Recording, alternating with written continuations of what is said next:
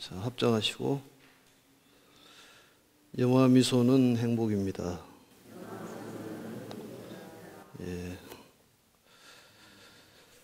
오늘은 견보타품을 살펴보도록 이렇게 하겠습니다. 견보타품은 이제 다보탑이 등장을 하고, 또 다보 부처님께서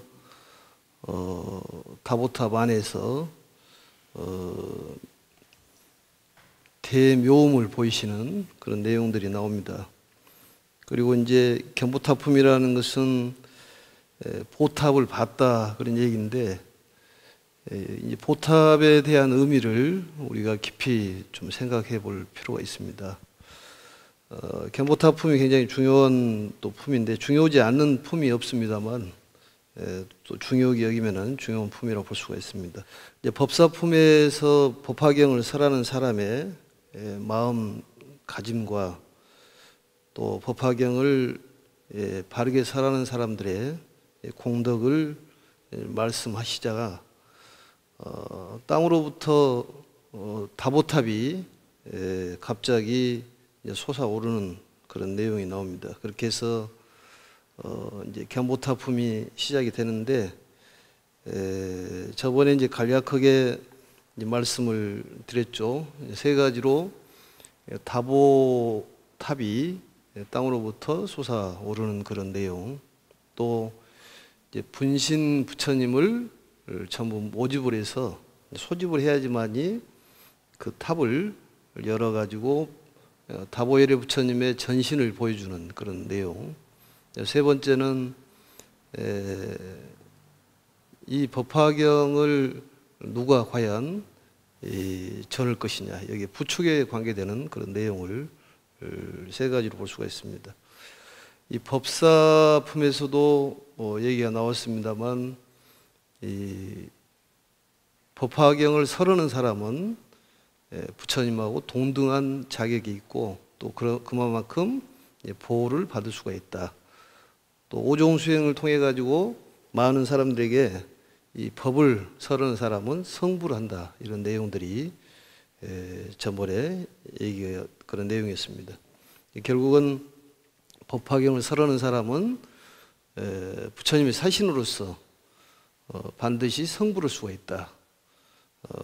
그리고 우리 마음 속에는 이 부처님이 항상 계시고, 정말로 기쁨으로 가득 차 있고, 또 행복으로 가득 차 있고, 또한 모든 부분이 긍정적으로 가득 차 있는 정말로 맑고 행복한 마음이 있는데, 그것을 외부적으로 찾는 것이 아니라 내부적으로 너무 가까이 있다는 것을 우리가 잘 모르고 있다. 마치 눈이 눈썹을 보지 못하는 것처럼 우리 마음이, 행복한 마음이 너무 가까이 있기 때문에 그걸 보지를 못한다. 단지 내가 정말로 이 부처님의 성품을 가지고 있고, 또 행복한 그러한 것이 마음속에 들어있다는 것을 자각만 하면 되는 것이고, 그런 믿음만 있으면 되는 것이다. 별도로 수행이 필요 없다, 이런 내용들이었습니다. 그리고 이 시대에는 반드시 법화경이 이 시대를 구제하는 그러한 내용들이었습니다. 오늘은 좀 구체적으로 좀 살펴보면은 455페이지 묘법연화경 제4권 제11 견보타품을 한번 보도록 이렇게 하겠습니다. 이 견보타품에서는 이제 조금 가다 보면은 이 허공설법이 이루어집니다. 그러니까 2처 3회 설법이라고 그러는데, 두 곳에서 세 번에 걸쳐 가지고 법화경을 설한다. 영치산에서 이제 땅에서 한번 설으시고, 그 다음에 견보타품에서 22품, 총루품까지 이렇게 허공설법이 이루어집니다. 그래서 허공에서 설법을 하고, 세 번째는 또 땅에서 영치산에서 설법을 하는데, 그것을 2처 3회 설법이라 이렇게 얘기를 합니다. 그래 탑이 이제 등장을 하는데, 탑을 보니까 이제 그 미얀마에 가보면은 이 탑이 잘 보존이 돼 있고, 또 그 건축법상 그 탑이 많은 천탑, 천불이 있는 곳에서는 이 건물이 탑보다도 위로 올라가지 못하게끔 그래 건축법상 제한을 두고 있더라고 보니까. 그래서 탑이 멀리서도 잘 보이게 돼 있습니다. 그러면 이제 본론으로 들어가서 한번 보시면은 그때의 석가모니 부처님 앞에는 칠보로 된 탑이 있었는데, 칠보로 된 탑, 칠보탑이라고 그러죠. 높이가 500유순이며 가로와 세로가 250유순으로 땅에서 솟아나와 공중 한가운데 머물러 있었다. 칠보탑이 있었는데 높이가 500유순. 유순에 대한 얘기는 저번 시간에 얘기했는데 약 1km 정도. 그러니까 500유순이면 500km 정도 된다는 얘기인데, 우리의 이제 생각으로서는 상상을 하기 어려운 그러한 탑 높이인데 굉장히 크다, 무량하다 이런 뜻을 갖고 있습니다.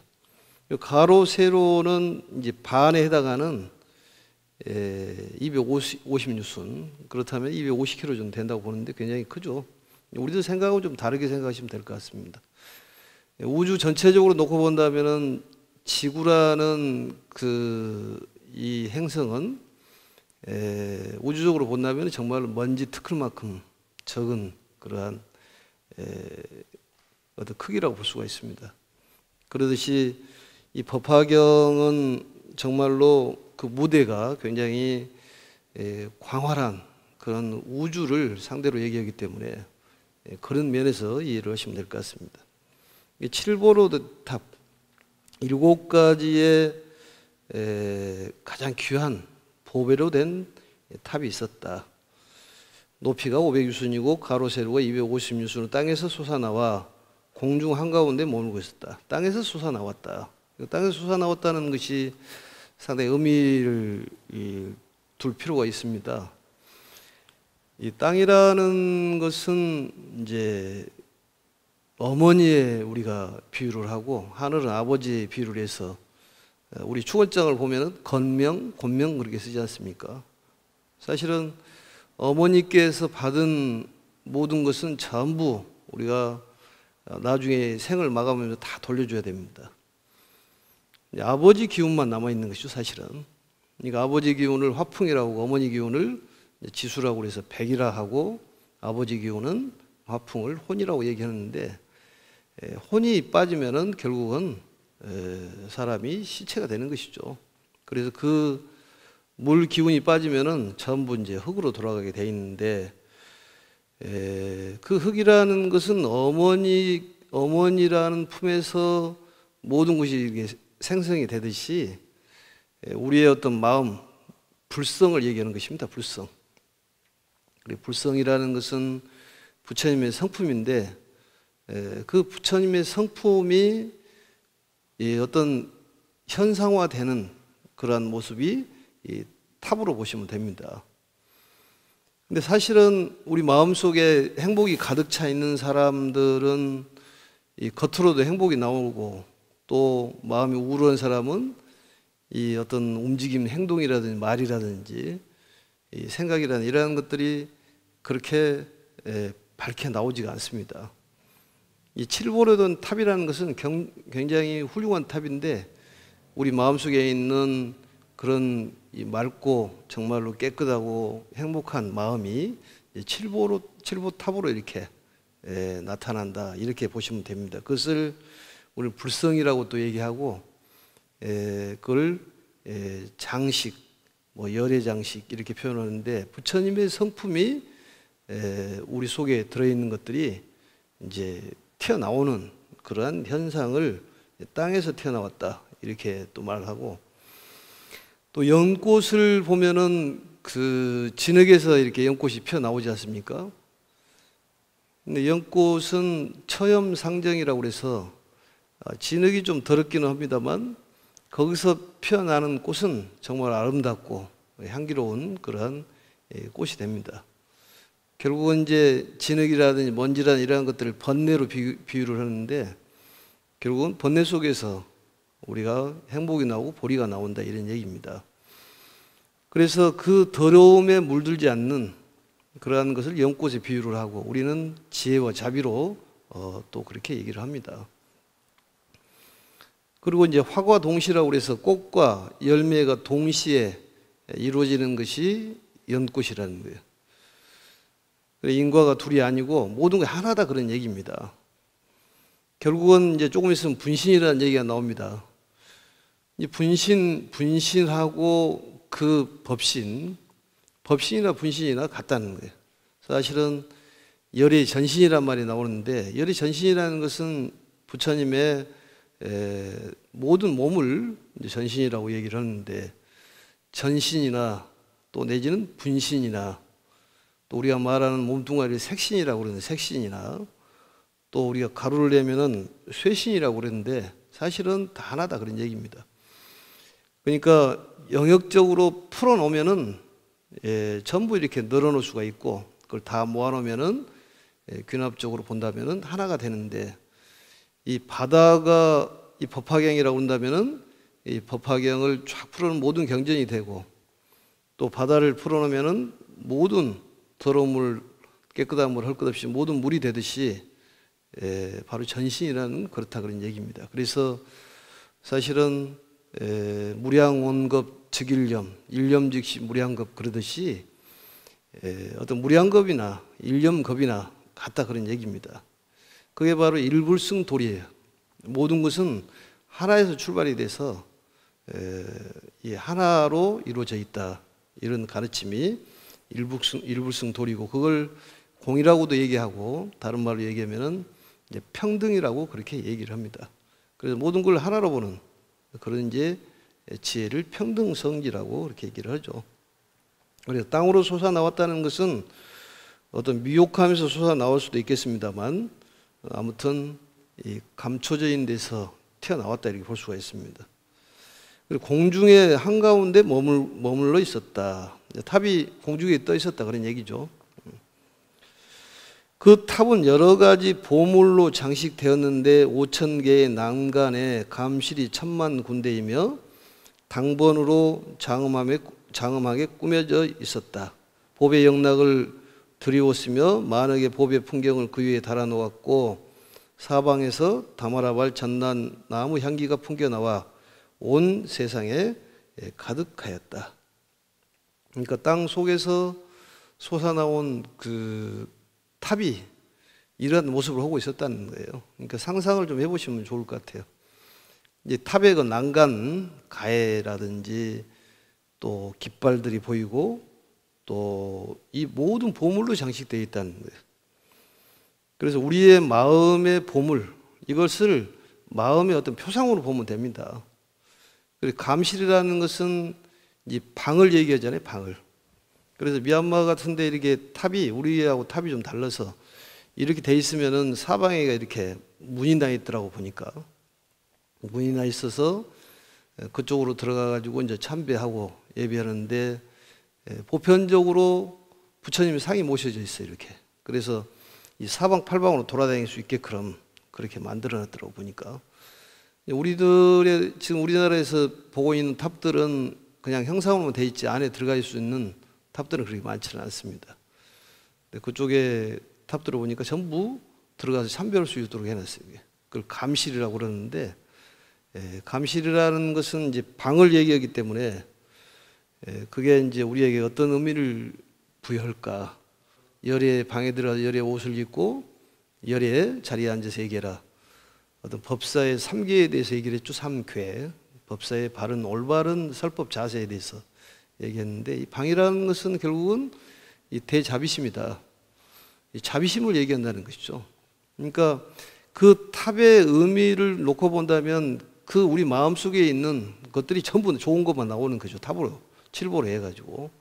그래서 그 자비한 형상이 감실로 이렇게 표현이 되고 이 난간이라는 말은 이제 뭐 총기라고도 그렇게 설명을 하는데 모든 것을 가지고 있다.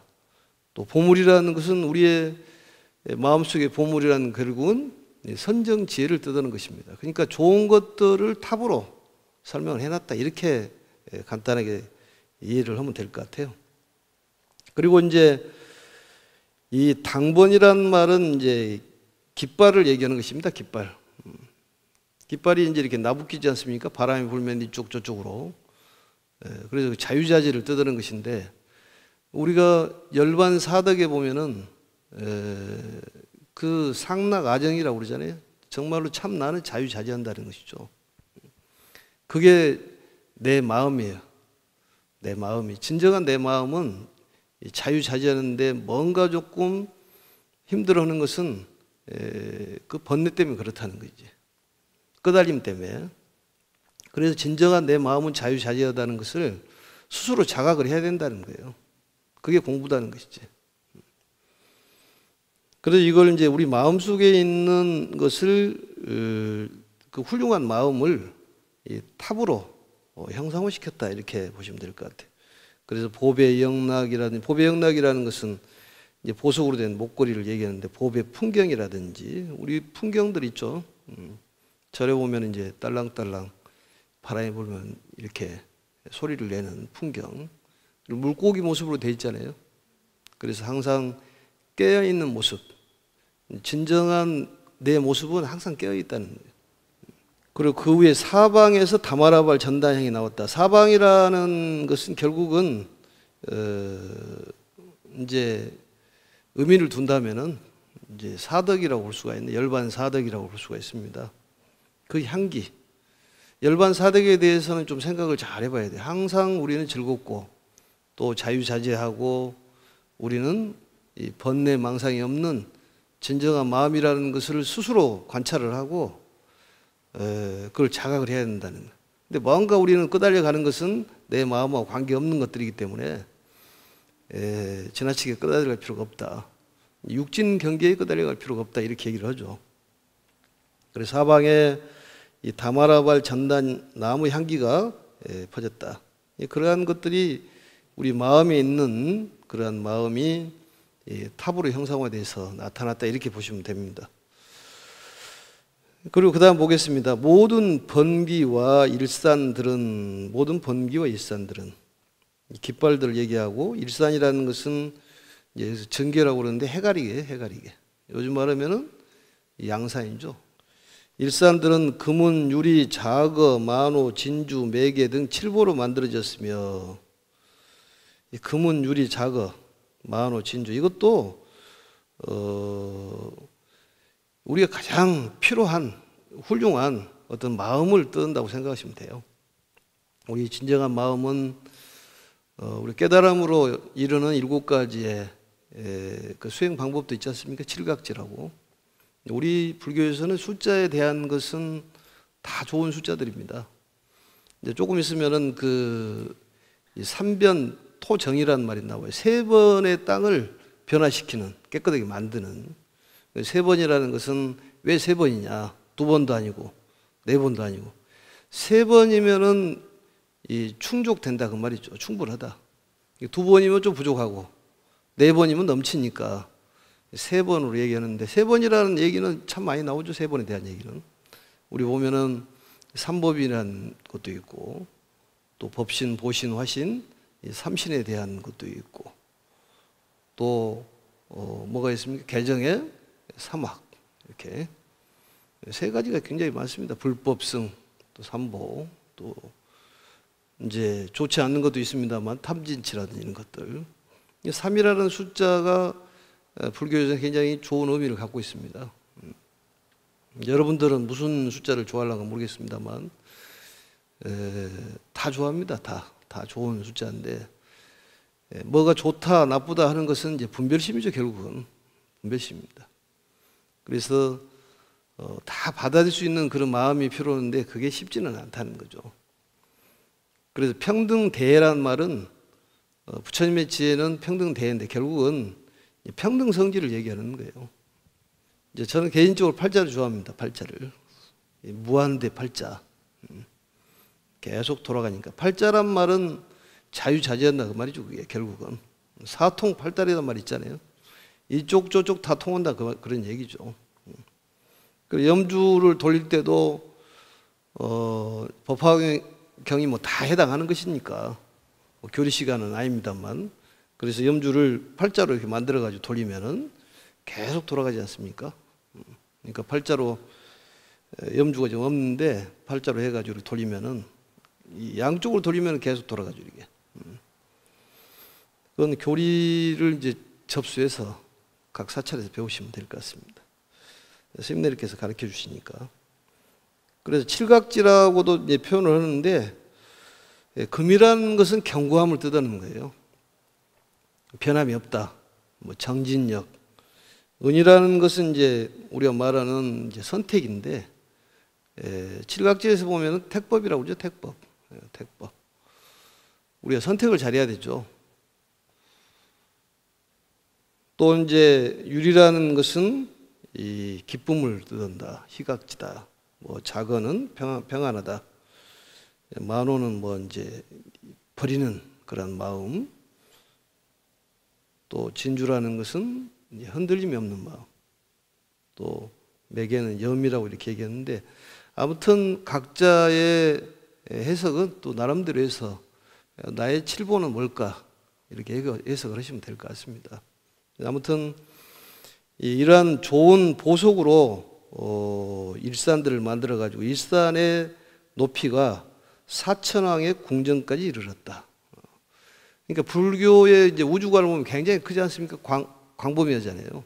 사바세계 위에 사천왕 세계가 있고 사천왕 세계의 동쪽에 지국천왕, 남쪽에 정장천왕, 서쪽에 광목천왕, 북쪽에 다문천왕. 사천왕이 팔부를 거느야 되잖아요. 팔부를. 뭐 팔부를 거느리면 48에서 32부가 되는데 거기에 제일 어른이 제석천왕이지 않습니까? 도리천. 33천 이제 사천왕의 궁전 끝까지 올라가면 이제 33천 도리천이 나오는 것이죠. 제석천이 살고 계시는. 거기는 이제 우리가 50년을 살면은 사천왕 세계는 하루.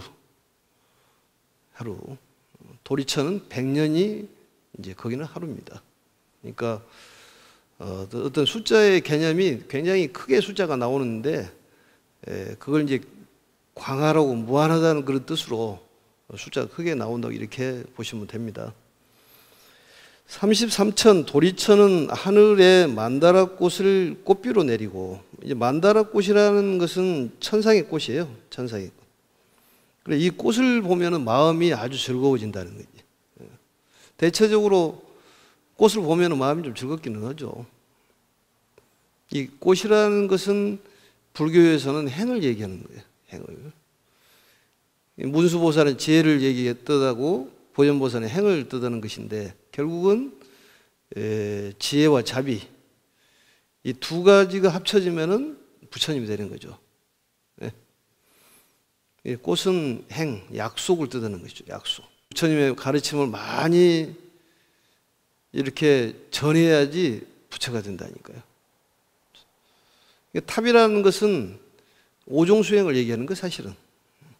수지, 독송, 해설, 서사. 서사가 안 되면은 사경이 안 되면은 인경을 하면 똑같은 것이니까. 인쇄술이 발달되어 있기 때문에 인경 공독도 대단히 중요합니다. 그것을 본인이 하든지 남을 시켜서 하든지 똑같다는 데 공덕이. 그래서 보배탑에 공양하였으면 다른 모든 천신, 용, 야차, 건달바, 아수라, 가루라, 긴나라, 마우라가 인비인 등 천만억 대중들은 온갖 꽃과 향, 영락, 번기, 일산, 음악으로 보배탑에 공양하였으며 공경하고 존중 찬탄했다. 이 사공양이죠. 공양, 공경, 존중, 찬탄. 그러니까 여러 가지의 이제 앞에서는 10종 공양이 나왔었잖아요.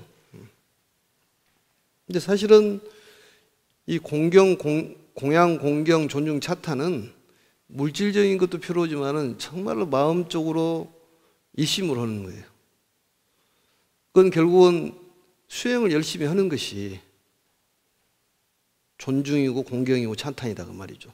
오종 수행을 꾸준히 해야 됩니다. 수지라는 것은 부처님의 가르침을 믿고 오래 기억을 하는 거예요. 간직하는 거예요. 본인 거에 돼야 되지 않습니까? 그래서 여기는 이제 신중들이 공양을 올린 거예요. 팔부신중들이 공양을 올립니다. 그리고 공양을 드리자고 이제 찬탄하는 거죠. 그때 보배탑 속에서 찬탄하는 큰 음성이 들렸다. 공양을 했는데 그 보배탑 속에서 찬탄하는 음성이 들렸다. 거룩하시고 거룩하십니다. 석가모니 세존께서는 평등한 대지혜로 보살을 가르치는 법이요. 부처님께서 지켜주시는 묘법연화경을 대중위에 설하시니 참으로 훌륭하십니다. 이렇게 그 탑 속에서 들렸다고 말이죠. 그것도 신기한 일이죠. 이 평등대라는 말이 나오죠. 평등대. 이 평등대가 모든 부처님의 지혜를 평등대라고 얘기하고 그걸 평등성지라고도 얘기합니다. 그래서 이 평등대인 이 법화경이 바로 교보살법이라는 보살을 가리키는 법이다. 그러니까 이 법화경은 보살들이 배우는 교과목이에요. 이 초등학생들이 배우는 교과목이 있고 또 중학생들이 배우는 교과목이 있고 고등학교, 대학교 이렇게 배우는 교과목이 다르듯이 보살들이 공부하는 교과목이 법화경이라니까. 법화경. 그걸 알아야 돼. 그러면 이 법화경을 공부하는 분들은 전부 보살이라는 것을 인지를 하고 자각을 해야 된다는 거예요. 그렇다면 함부로 행동을 해서는 안 된다는 거죠. 왜냐? 보살이기 때문에. 이 교보살법을 통해 가지고 이 법화경을 통해서 평등 대회가 나온다는 거지. 결국은 부처가 된다는 얘기 아니겠습니까? 그러니까 외부적으로 오는 것은 다시 바깥으로 내놔야 돼요. 내 것이 아닌 것은 내가 얻었더라도 줘야 된다니까요. 내 것은 외부적으로 들어오지 않는 것이고 내 안에서 그냥 일어나는 거지. 솟아나는 거지. 땅에서 솟아나듯이 보탑, 용현이라고 그러시 보탑이 내 마음속에 있는 칠보의 마음이 땅으로 나타나는 거예요. 그러니까 우리가 항상 마음을 잘 쓰고 편안한 얼굴을 보여주고 염화미소라는 것은 겉모습이 아니라 마음속에 있는 그 염화미소가 있어야지만 바깥으로 염화미소가 나오는 것이지. 사람이 속일 수가 없잖아요. 평등대회라는 말은 모든 존재의 실상은 공이라는 것을 깨닫는 지혜를 평등지혜라고 얘기를 합니다. 또 다른 말로 얘기하면 모든 중생이 부처가 될 수 있다는 것을 깨트려 보는 지혜. 그러니까 언젠가 방편품에서 얘기했습니다만 우리는 원래 부처인데 중생의 탈을 쓰고 있다는 것이지. 그 탈을 벗어라는 얘기예요. 탈을. 그게 해탈이다니까. 탈을 벗어. 벗을 했자. 탈을 벗어야 된다는 거예요. 그걸 모르고 그런 하열한 생각을 하고 산다는 거지. 그러니까 항상 마음으로 뭐 누구 말도 미쳐 부처는 뭐 비슷하다 그렇게 얘기를 하는데 사실은 그 마음먹기에 달렸다는 거지. 근데 우리는 여기서 가르침을 주는 것은 부처가 안에 있다는 거예요. 자리를 잡고 있다는 거예요. 내 마음속에가. 그게 안 되니까 옴불이라고 해서 한 분 부처님 모시자. 마음속에다 모시자 이러지 않습니까? 지금부터라도 나는 부처님을 이 마음속에 지금 품고 있는 거예요. 언젠가는 이제 튀어나오는 거지 그게. 근데 사실은 부처님은 보살을 통해 가지고 실현을 하는 거예요. 이상의 세계를 부처님이 실현하는 것이 아니라 보살들이 실현하는 거지. 그러니까 보살들을 가르쳐서 보살을 만들어서 보살들이 이 세계를 이상의 세계로 만들어 간다니까요. 결국은 우리가 이 세계를 이상의 세계로 이 오탁악세를 정말로 행복한 세계로 불국정토로 만들어가는 일을 하는 것이 부처님 제자가 하는 일이라는 얘기예요. 그 가르치는 법이 교보살법이다. 그래 평등 지혜를 다른 말로 얘기하면 평등성지라고 얘기한다. 이걸 기억하시면 될 것 같아요. 그래서 이 법화경은 이 평등성지를 가리키는 법이다. 그래서 이미 방편품에서 10여시에서 얘기를 했습니다. 본말 구경등이다. 평등하다 그런 얘기예요. 그래서 방편품의 10여시가 중요하다는 얘기 아니겠습니까? 그래서 이 법화경을 대중을 위해 설하시니 모든 부처님께서 지켜주시는 법화경이라는 거예요. 비호지장이라고 표현을 했잖아요. 그러니까 법화경을 평생 동안 한 번도 들어보지 못한 사람은 성불하고 묘하다, 멀다. 고원처착에 대해서 설명을 했었잖아요. 이 고원 높은 언덕에서 물을 구역에서 파는데 사람들이 마른 흙을 운반을 하면은 아직 멀었구나. 젖은 흙을 운반하면은 물이 가깝구나. 이렇게 알듯이 모든 기준은 법화경이라는 거예요. 석가모니 세존께서 설하신 것은 모든 진실이옵니다. 그때 사부 대중은 큰 보배탑이 공중에 머물러 있는 것을 보고 또 탑 속에서 흘러나오는 음성을 듣고는 모두 법의 기쁨을 얻고 일찍이 없던 일이라 기이하게 생각하여 자리에서 일어나 공경하며 합장하고 한쪽에 물러나 있었다. 이 탑 속에서 음성이 흘러나오는데 무슨 음성이 나오냐? 석가모니 세존께서 설하신 것은 모두 진실입니다. 이 말이 흘러나왔다는 거예요. 참 희귀한 일 아니겠습니까? 탑 속에서 흘러나오니까. 이것을 이제 전문용어로 뭐라고 얘기하냐면은 증전기후라는 표현을 씁니다. 증전기후. 증전기후라는 것은 무슨 뜻이냐? 증전이라는 것은 앞에 있는 내용들을 증명해 주는 거예요. 그러니까 서품부터 법사법가의 내용들이 있지 않습니까? 쭉 나온 내용들을 법신인 다보부처님께서 석가모니 부처님께서 법화경에 설했던 내용들을 증명해 주는 거예요.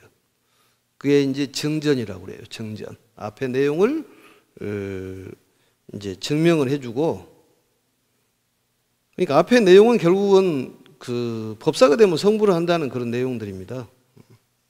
근데 뒤에 내용은 바로 열애수량품에 나와 있는 구원실성의 그런 마음을 일으킨다는 그런 뜻이 있습니다. 그걸 증전기후라는 그런 용어를 써요. 증전기후. 참고적으로 하시면 될 것 같습니다. 그러니까 앞에 내용을 증명하고 뒤에는 구원실상의 마음을 뜻을 일으키게 한다, 이런 뜻이 있죠. 구원실성이라는 것은 원래 내가 마음속에 부처님의 성품이 있다는 거예요. 그래서 열애수량품에 보면은 이제 화성육품에서 이미 전초전을 말씀을 드렸죠. 16왕자가 있는데 거기에 16번째 대통지승 열애 부처님의 막둥인 그 16번째 왕자가 석가모니 부처님이었다. 그것도 아주 구원급전에 부처가 됐다는 거죠. 그것을 열애수량품에서 너희들이 알고 있는 석가모니 부처님을 진실된 부처로 보는 것이 아니다. 너희들을 위해서 그러한 모습을 보여줬을 뿐이다. 너희들 알기를 가야성 불원 멀지 않는 곳에 가가지고 단자 6년 동안 앉아가지고 득 안욕따라 삼맥삼보리, 안욕따라 삼맥삼보리를 얻었다고 알고 있다, 그 말이죠. 그러나 아실 성불이에는 내가 실제로 성불해서 온지는 백천만금 나이 다승집천이다. 그게 비밀스러운 얘기가 열애수량품에 나옵니다. 석가모니 부처님은 우리가 2600여 년 전에 태어난 그러한 분이라고 생각하는데 그렇지가 않다는 거예요. 우리를 제도하기 위해서 그러한 모습을 태어났다는 거예요. 결국은 다보부처님께서 탑 속에 계시면서 석가모니 부처님이 모든 분신을 모아가지고 오른손으로 열잖아요. 불교는 오른손은 지혜를 상징하고 왼손은 이치를 상징하는. 인도에서는 왼손이 천하에 생각하는 거예요. 그래서 스님들이 가사를 덮는 거예요. 천하다 해가지고. 오른손은 굉장히 성스럽게 생각한다니까. 그래서 이치를 가지고 이제 지혜를 터득하는 거지. 그러니까 여름에는 거기가 다보부처님이 앉아 계시면서 석가모니 부처님께 와서 반분자를 하잖아요. 석가모니 부처님도 똑같이 마가가섭에게 다자탑에서 반분자를 합니다. 이심전심에 대한 얘기. 그 얘기는 무슨 얘기냐? 석가모니 부처님이 화신불로 알고 있습니다만 사실은 다보 부처님하고 같은 자리를 줬다는 얘기는 법신이라는 게 굉장히 중요한 얘기죠. 성도를 하는 모습은 우리에게 그러한 것을 보여줄 뿐이지 사실은 나는 진즉 부처가 돼 있던 사람이라는 거지. 부처였다는 것이지. 그걸 가르쳐주는 그것을 기후라고 그래요. 그래서 우리도 어떤 구원 실성의 마음을 일으키게 하는 것이죠. 그게 보배탑이 공중에 머물러 있다는 거예요. 그래서 탑 속에서 흘러나온 음성을 듣고는 모두 법의 기쁨을 얻었다. 이 법피라고 그러죠. 법피. 네. 법피. 그래서 마음속으로 그 기쁨을 느끼는 것을 법피라고 그래요. 어떤 법의 가르침의 기쁨. 일찍이 없던 일이라고 기이하게 생각했다. 이건 일찍이 없던 일이죠. 탑 속에서 무슨 음성이 나오는데 이게 보통 일입니까? 그걸 미중이라고 얘기를 합니다. 미중이요. 그러니까 깜짝 놀래고 자리에서 기이하게 생각을 해서 한쪽에 그 탑 속에서 아주 훌륭한 묘음성이 나오니까 기이하게 생각 한쪽에 물러서 조용히 기다리고 있었다는 거지. 그때 대요설이라는 이름을 한 보살이 있었다. 대요설이란 말은 위대한 변제를 가진 보살이다. 그런 뜻입니다. 위대한 변제를 가진 대요설이라는 이름하는 한 보살 마하살이 있었는데 모든 세상의 천신, 인간, 아수라들의 의심하는 마음을 알고는 부처님께 살해했다. 말씀했다 그 말이죠. 여기서부터는 이제 보면 부처님과 대요설 보살의 두 분의 대화가 나오는 거예요. 누가 대표자가 나오면은 이 대표를 해서 묻고 답하고 묻고 답하고 나와야 될 거 아니겠습니까? 문답을 해야 되기 때문에. 그건 이제 우바제사의 부처님의 가르침이라고 그랬잖아요. 문답을 하는 거예요. 구부경에서 말씀드렸잖아요. 구부경. 대화를 하는. 그래서 이 요설보살이 이렇게 묻습니다. 어떠한 인연으로 이 보배탑이 땅으로부터 솟아나왔으며 또 그 속에서 이러한 음성이 나옵니까? 땅으로 갑자기 보배탑이 나오는 이유가 뭐고 또 음성은 왜 이렇게 나왔으면 기이한 일이 이게 도대체 무슨 일일까요? 이렇게 물어요. 그때 부처님께서 대요설보살에게 말씀하셨다. 문답을 하지 않습니까? 이 보배탑 안에는 열의 전신이 계시니라. 부처님의 전신이 계신다는 거지. 전신. 전신이란 말은 결국은 지혜, 그 다음에 자비가 부처님 전신이죠. 그래서 결국은 보신하고 화신이 합쳐지면 법신이 되는 것이죠. 예? 보신물과 법신문이 합쳐지면 바로 그게 법신불이에요. 그래서 열의 모든 것을 전신이라고 그래요. 그리고 이 탑이라는 것은 어떤 부처님의 본래의 모습을 상징적으로 드러나는 거죠. 근데 우리는 그 모습이 부처님의 전신이 탑으로 형상화되는 것이다니까. 그래 탑이 칠보탑으로 잘 이루어져 가지고 탑으로 나오잖아요. 우리 마음도 역시 칠보탑처럼 그러한 것들이 다 깔려 있다는, 바탕이 깔려 있다는. 그런데 그 바탕이 깔려 있는데 좋지 않는 얘기를 한다든지 부정적인 생각을 한다든지 뭐든 잘 된다고 생각을 해야 돼요. 또한 잘오고 못오고를 떠나서 부처님은 100% 200% 다 내 편입니다. 그게 중요해요. 이런 나쁜 생각을 하면은 부처님께서 뭐 어떻게 벌을 줄까? 그게 아니라 본인이 나쁜 생각을 하든 좋은 생각을 하든 본인 생각이고 어쨌든 부처님은 내 편이라는 거지. 그러니까 내가 원하는 거 있으면 다 이루어지는 거지. 부처님께서는. 바로는 이루어지게 돼 있습니다. 그걸 믿어야 돼요. 그리고 타보탑이 갑자기 솟아났다는 얘기는 이게 갑자기 뭐 뜬금없이 뭐 좋은 일이 확 일어날 수가 있다니까요. 저번에도 얘기했지만은 그걸 믿어야 돼요. 갑자기 좋은 일이 확 일어날 수가 있어. 아픈 사람도 그냥 단방에 낫고 어떤 경제적인 것도 확 풀리고 건강도 막 좋아지고 주변의 환경, 어떤 인연이 좋아진다는 거예요. 그 마음속에 그것만 일어나면 된다는 거예요.